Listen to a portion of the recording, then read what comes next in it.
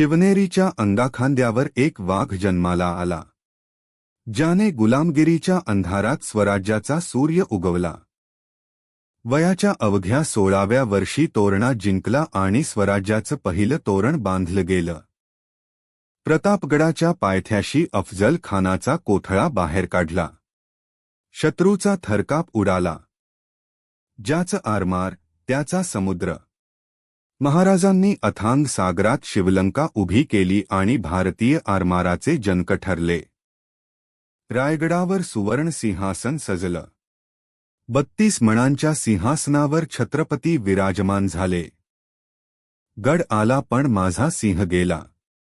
तानाजी मालुसरेंच्या बलिदानाने कोंढाणा पावन झाला.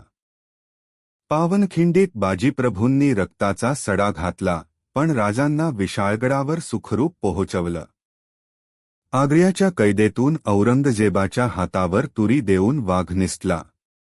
मराठ्यांची युक्ती जगाने पाहिली. शिवपुत्र संभाजी राजांचा राज्याभिषेक. स्वराज्याला लाभला दुसरा धाकटा धनी. 9 वर्षे औरंगजेबाला झुंजवणारा अजेय योद्धा. शंभूराजांच्या तलवारीने मुघलांची झोप उडवली. संकट आली पण स्वराज्य डगमगलं नाही.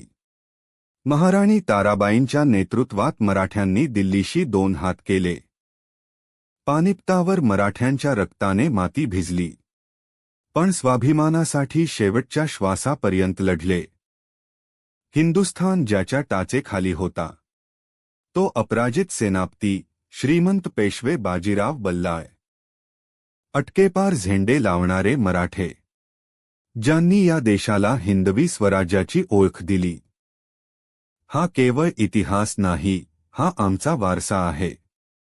जय शिवराय, जय जिजाऊ, जय हिंद. भारत माता की जय.